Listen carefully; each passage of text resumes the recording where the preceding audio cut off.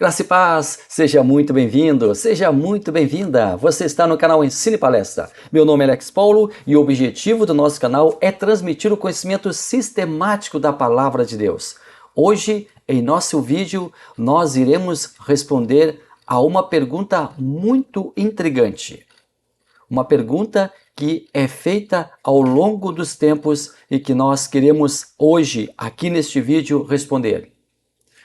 A natureza humana de Cristo foi igual à nossa? Jesus foi humano exatamente como nós somos? Acompanhe o vídeo até o final e você vai ficar sabendo a resposta. Hoje nós estamos iniciando mais uma aula. Nós estamos ainda recém-chegados ao primeiro trimestre de 2025. Estamos recém-chegando na terceira lição.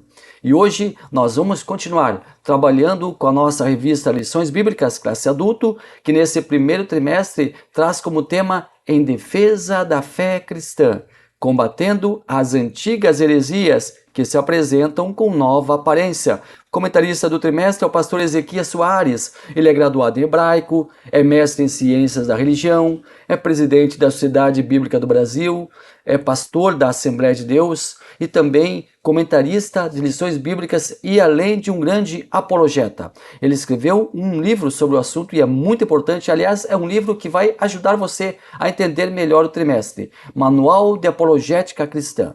Ou seja, nós estamos aqui trabalhando com um apologeta, com alguém que defende a fé. Então nós estamos trabalhando com um especialista e estamos sendo muito bem conduzidos pelo pastor Ezequias para conhecer as heresias, conhecer os grupos heréticos e refutá-las, todas as heresias, sempre à luz da palavra de Deus, sempre à luz da Bíblia e também de uma forma muito respeitosa, mas sempre deixando claro a nossa posição como servos de Deus, como amantes da verdade. Vamos então à nossa terceira lição. Seja bem-vindo, este é o Ensine Palestra. Espero que você goste do canal. Você que chegou aqui e não conhece o trabalho, fique até o final. Já deixe seu like aí, combinado? Deixe seu like e fique até o final. Se você não gostar do vídeo lá no final, então tira o like, mas deixe o seu like aí quietinho, repousando, para que também você possa ajudar o nosso trabalho. E, se não é inscrito e gostar do trabalho, inscreva-se no nosso canal. E a você que já está conosco há um bom tempo, muito obrigado pela sua companhia. Vamos lá, lição 3, chegando aqui no Ensine Palestra.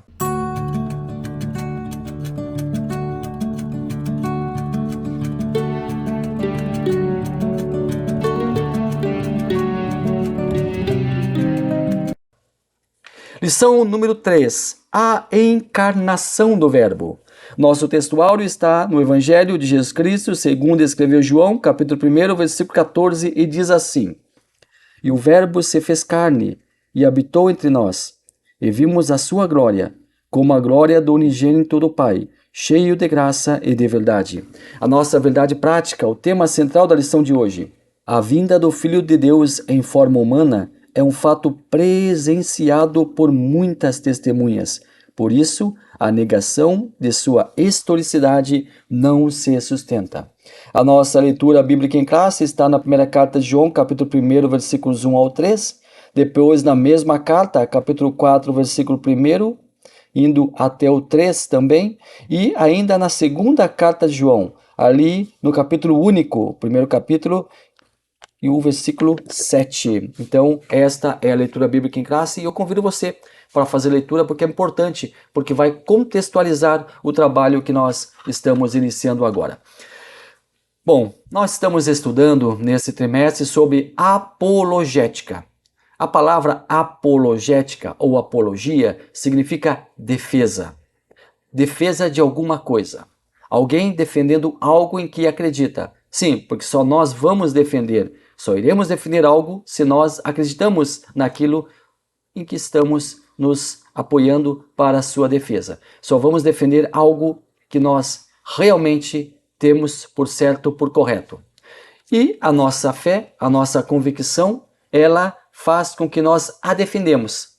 Nós defendemos a nossa fé porque nós temos certeza de que a palavra de Deus é a regra, é a conduta basilar da nossa doutrina religiosa e nós defendemos a nossa fé, defendemos a nossa convicção, defendemos a Trindade, defendemos a pessoa de Jesus, a humanidade de Jesus, a divindade de Jesus, defendemos também a nossa igreja, a nossa instituição, defendemos também Deus Pai, Deus Filho e Deus Espírito Santo. E eles não precisam de defesa em si, mas nós defendemos porque muitas vezes agridem-nos, muitas vezes insultam-nos, muitas vezes provocam-nos para que nós tenhamos algumas dúvidas quanto à nossa percepção religiosa, quanto à nossa percepção cristã. Nós somos cristãos e nós já trabalhamos isso na semana passada e temos orgulho, temos prazer, temos convicção por ser cristãos. Respeitamos todas as demais religiões, todas as demais crenças, mas nós somos cristãos e nós estamos sendo chamados neste trimestre para defender a nossa ideologia cristã, para defender a nossa teologia, e assim estamos fazendo, muito bem acompanhados com o nosso pastor Ezequias Soares, que está nos ajudando nesse aspecto. E a partir da lição de hoje, nós iremos entrar em um outro campo, ainda dentro da apologética, mas nós vamos agora entrar no campo cristológico, ou seja, vamos defender tanto a natureza humana de Jesus, quanto também a sua deidade e sua humanidade. Será uma série de 5 lições, onde nós trataremos de todos os aspectos da vida terrena e também da vida divina do nosso Mestre. A lição de hoje, ela se encontrará no campo físico, ou seja, hoje nós vamos fazer defesa da humanidade de nosso Senhor. Uma observação importante a pontuar: o nosso guia de estudos, a nossa revista Lições Bíblicas Classe Adultos, vai concentrar sua análise na lição de hoje no docetismo. Uma grande heresia que muito perturbou a igreja nos primeiros séculos. Porém, existem várias outras. Aqui nesse vídeo, nós não iremos nos deter apenas em analisar o docetismo, mas nós iremos também estudar sobre outros ensinos heréticos que também negavam a corporeidade de Cristo. O docetismo não reinou sozinho nesse campo herético, mas teve a companhia de outras doutrinas e teorias, as quais nós iremos analisar aqui, sem, contudo, ter a presunção de esgotar o tema. Nós não vamos aqui esgotar o assunto, é muito vasto. Ainda sobre o docetismo, esse não se constitui em uma doutrina primária, pois o docetismo deriva-se do gnosticismo. Essa sim a doutrina primária, essa sim a doutrina mãe. Bom, nós vamos iniciar aqui pontuando os nossos tópicos e subtópicos. O primeiro deles, heresias que negam a corporeidade de Cristo. Depois nós temos o segundo tópico, a afirmação apostólica da corporeidade de Jesus. E o nosso terceiro tópico, como essas heresias se revelam hoje. Mas nós não vamos seguir essa cronologia apontada aqui para a revista. Nós vamos em um outro viés, mas também atendendo ao assunto basilar da lição de hoje, atendendo ao tema proposto na lição de hoje. Ao iniciar aqui os nossos trabalhos, eu quero informar a você que cremos, professamos e ensinamos que Jesus Cristo veio à Terra 100% Deus e 100% homem. Ele foi integralmente Deus e integralmente homem, enquanto esteve aqui no mundo. E essa doutrina tem nome, chama-se união hipostática. É um termo teológico utilizado para definir a dupla natureza de Cristo, natural e divina. É um termo clássico dos estudos de cristologia para afirmar que Jesus possui duas naturezas simultâneas. Alguns ensinos heréticos que negam a dupla natureza de Cristo. E nós vamos concentrar os nossos trabalhos na análise aqui dessas doutrinas e também responder aquela questão que nós apontamos lá no início do vídeo. A primeira doutrina, agnosticismo. Agnosticismo significa incapacidade de conhecer. É o grupo que afirma que o homem não pode chegar ao pleno conhecimento da verdade. Afirmam que todo conhecimento é relativo, parcial e incerto. Esse grupo não nega a divindade. Esse grupo não nega a humanidade de Cristo, mas afirma que não pode fazer uma defesa concreta nem da divindade e nem da humanidade, porque se tem a incapacidade de conhecê-lo, não se tem a capacidade completa e absoluta. Uma outra doutrina, gnosticismo. Se agnosticismo é a incapacidade do conhecimento, ou a dificuldade, ou a falta desse, o gnosticismo é justamente o oposto.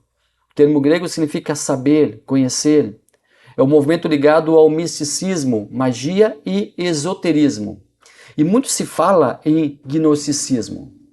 O Evangelho de João, por exemplo, teria sido escrito para combater esse grupo herege. Mas nós vamos conhecer um pouco mais o termo e nós vamos ser ajudados aqui pelo site Sua Pesquisa. O gnosticismo é um conjunto de crenças, ideias e sistemas religiosos antigos que surgiram nos primeiros séculos da Era Comum. O termo gnosticismo deriva da palavra grega gnosis, que significa conhecimento. Os gnósticos acreditavam na aquisição do conhecimento esotérico como o caminho para a iluminação espiritual e a libertação do mundo material. E como surgiu o gnosticismo? O mesmo site nos informa que surgiu durante o primeiro e segundo século depois de Cristo, contemporaneamente ao desenvolvimento inicial do cristianismo. Enquanto a igreja nascia, o gnosticismo também se estabelecia. Acredita-se que tenha surgido dentro do diversificado cenário religioso do mundo helenístico, onde tradições judaicas, tradições cristãs, tradições pagãs se misturavam. O movimento gnóstico ganhou destaque através de várias seitas e ensinamentos, particularmente em regiões como Egito, Síria e Mediterrâneo. E quais são as crenças agnósticas? Quais são as crenças do gnosticismo? O dualismo. O gnosticismo geralmente enfatiza um dualismo acentuado entre os reinos material e espiritual. O mundo material é visto como inerentemente corrupto ou mau, criado por uma divindade inferior, frequentemente referida como o demiurgo, enquanto o reino espiritual é puro e associado ao verdadeiro Deus Supremo. Uma outra característica é o conhecimento, a gnose. Ponto central no gnosticismo é a busca pela gnose, conhecimento esotérico, conhecimento místico, que leva à iluminação espiritual e, segundo esse movimento, à própria salvação. Esse conhecimento é considerado uma revelação divina, frequentemente acessível apenas a alguns poucos escolhidos. Então aí nós temos um exclusivismo dentro do gnosticismo. Nós temos uma outra característica, a centelha divina. Os gnósticos acreditam que dentro de cada ser humano reside uma centelha divina ou fragmento da essência divina. Essa centelha está presa dentro do corpo material e só pode ser liberta através da gnose, através do conhecimento. Narrativas místicas também são outras características desse movimento. Os textos gnósticos são ricos em narrativas mitológicas, complexas, que explicam a origem do cosmos, a natureza da humanidade, processo de salvação. Esses mitos frequentemente envolvem cosmogonias elaboradas e a queda de seres divinos do reino material. Então, nós temos esses ensinamentos dentro do gnosticismo. E para eles, como acontece a redenção e a libertação? O objetivo final do gnosticismo é a redenção da alma do mundo material. Isso envolve despertar para a própria natureza divina, obter a gnose, o conhecimento e transcender a existência física para se reunir com a fonte divina. Essas são as crenças do gnosticismo.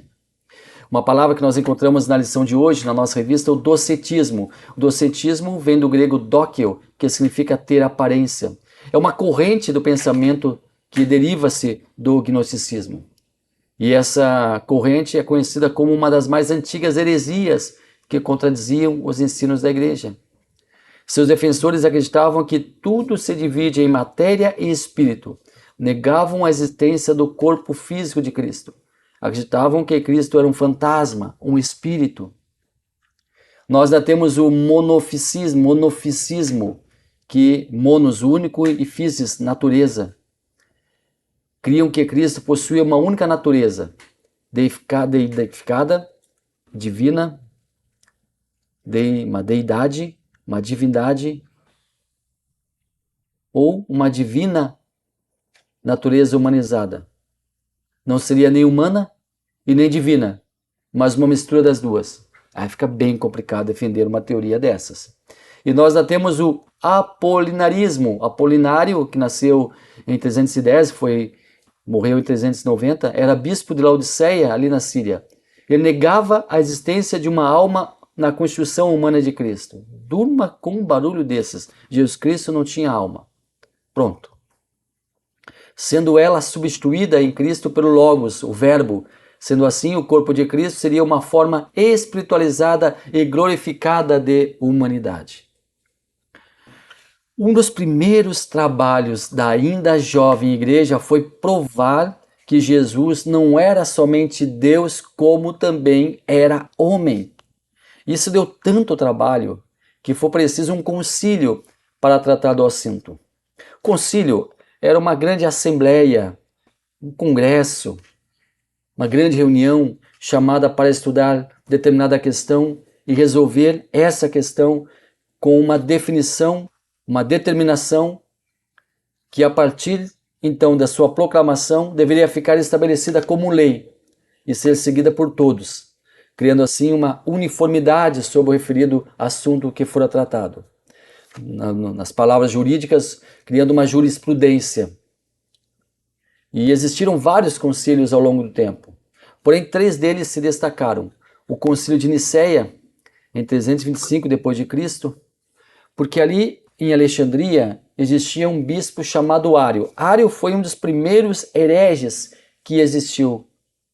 E ele pregava que Jesus não era Deus, não era igual ao Pai, não era co-substancial com o Pai. Cristo, segundo ele, teria sido a primeira criatura de Deus. Antes mesmo da criação do universo, Cristo fora criado. Então houve um concílio, uma reunião para tratar deste arianismo, dessa teologia propagada por Ário. E ali, um outro bispo também de Alexandria, o Atanásio, derruba as teses de Ário. E aí fica estabelecido, nesse concílio, que Jesus Cristo é Deus, com a mesma substância do Pai, guardando os mesmos atributos de Deus. Aí tivemos um outro problema. Qual foi o problema? O problema foi que a partir do concílio de Nicéia foi dado um destaque extraordinário para a divindade de Cristo, negando até mesmo a sua humanidade. Lembrando que o concílio de Nicéia ele foi conclamado por Constantino, que havia se convertido à igreja, embora a sua conversão até hoje traga muita dúvida. E o concílio de Nicéia porque foi feito na cidade de Nice. Bom, agora o concílio de Constantinopla, que foi feito ali naquela cidade. A partir desse concílio, então, foi dado um destaque extraordinário para a divindade de Cristo, negando até mesmo sua humanidade. Então lá, em Nicéia, decidiram que Jesus era Deus, mas agora as pessoas elas já haviam também deixado de perceber que Jesus, além de Deus, era também homem. E aí, nesse concílio de Constantinopla, decide-se que Cristo é um ser divino. É homem, mas também é um ser divino. É divino, mas também é homem. É Deus, mas também é homem. É homem, mas também é Deus, enquanto habitou aqui na terra. Então fica assim estabelecido. E depois nós temos um outro concílio, o concílio de Calcedônia, que foi em 451 d.C. E nesse concílio, então, a doutrina de Cristo é claramente defendida. Fica definido, então, que Cristo é verdadeiramente Deus. fica definido que Cristo é verdadeiramente Deus, é verdadeiramente homem, e ele é uma única pessoa com duas naturezas distintas, divina e humana. E quando Cristo encarnou, não abriu mão da sua divindade, desceu como Deus, assumindo o corpo humano. Então, essa foi a doutrina estabelecida, promulgada ali no Concílio de Calcedônia. Uma outra heresia, um outro grupo herético que muito incomodou também foi o perfeccionismo. Os adeptos dessa modalidade de crença acreditavam que Cristo teve uma natureza igual à nossa. E se nós temos uma natureza igual à de Cristo, se Cristo tinha uma natureza igual à nossa, então, assim como Cristo, nós podemos viver sem cometer qualquer pecado. Nós também podemos viver sem pecar. E agora nós temos que entender, precisamos focar aqui no seguinte aspecto. Embora Jesus tenha sido 100% humano, nós não somos iguais a ele em sua natureza humana. Nós partimos do entendimento bíblico que Jesus foi 100% humano e 100% Deus. E isso está ali no Evangelho de João. Aliás, é uma das porções da leitura bíblica em classe. Evangelho de Jesus Cristo, segundo escreveu João, capítulo 1, versículo 1. No princípio era o Verbo, e o Verbo estava com Deus, e o Verbo era Deus. Mas também nesse mesmo livro, nesse mesmo Evangelho, lá no mesmo capítulo, no versículo 14, fala da humanidade de Cristo. E o Verbo se fez carne e habitou entre nós, cheio de graça e de verdade, e vimos a sua glória, glória como unigênito do Pai. Nós, seres humanos, nascemos a partir da intimidade de nossos pais. Óvulos da mãe e espermatozoides do pai. Isso faz parte da nossa natureza humana. O salmista expressa essa condição lá nos Salmos 51, verso 5. Eu nasci na iniquidade, e em pecado me concebeu minha mãe. Esse pecado alude ao pecado original, o qual herdamos de nossos pais. Adão e Eva nos deram por herança esse pecado original. Todo ser humano a partir daí nasceu nessa condição. Porém, no caso de Jesus, há aqui uma grande diferenciação, pois a natureza humana de Jesus, desde o seu nascedouro, já foi completamente diferente. Não houve qualquer mácula humana. No Evangelho de Lucas, temos uma perfeita distinção entre a natureza humana de Cristo e a nossa. E isso se dá pela concepção virginal. Maria, sua mãe, era virgem quando foi abençoada pelo Espírito Santo, gerando um menino sem qualquer relacionamento íntimo humano. Está lá em Lucas 1:30. E vai até 1:35. Um texto bíblico muito utilizado pelos perfeccionistas acaba trazendo confusão e procuram eles, com esse texto, argumentar, dar sustentáculo à sua crença. Qual é o texto? Está na carta de Paulo aos Romanos, no capítulo 8, versículo 3. Porquanto o que fora impossível à lei, no que estava enferma pela carne, isso fez Deus enviando o seu próprio Filho em semelhança de carne, pecaminosa e no tocante ao pecado. E com efeito, condenou Deus na carne o pecado. Note aqui, sublinhe aqui a palavra semelhança. Porque uma leitura mais atestada, uma leitura mais atenta sobre esse texto, já desfaz toda a confusão. A palavra é semelhança. Jesus veio semelhante a nós e não igual a nós. Ele veio semelhante a nós e não igual a nós. Simples assim. Apenas um ser humano sem pecado, sem mácula, assim como eram os animais ali sacrificados, poderia servir de sacrifício expiatório. Sacrifício humano expiatório, único e suficiente para remir a humanidade. Apenas alguém com natureza humana sem corrupção e ao mesmo tempo divino poderia suportar a ira de Deus. Carta aos Hebreus, capítulo 7, 26. Com efeito, nos convinha um sumo sacerdote como este, santo, inculpável, sem mácula, separado dos pecadores, e feito mais alto do que os céus. Como escreveu o Dr. Amin Hodor, Cristo foi afetado, mas não infectado pelo pecado. Cristo foi afetado pelo pecado, mas não foi infectado por ele. E hoje, quais são as religiões que negam a humanidade de Cristo? E aqui nós vamos ler na lição com o pastor Ezequias Soares. E aqui no tópico 3, primeiro subtópico, há movimentos que negam o nascimento virginal de Jesus, como os mormons, a Igreja da Unificação, e ensinam que ele não foi gerado pelo Espírito Santo. Negar a concepção e o nascimento virginal de Jesus é uma das marcas desses movimentos. É um ensino moderno de Cerinto e seus seguidores. A Bíblia anuncia de antemão a concepção e nascimento virginal de Jesus desde o Antigo Testamento. Então, muitas religiões, elas negam Jesus como homem. E eu quero fazer aqui um estudo, eu quero trazer para você um estudo ainda nesse trimestre sobre as religiões e como cada uma delas, claro, não todas elas são diversas, mas as principais, como elas enxergam Jesus Deus e Jesus homem.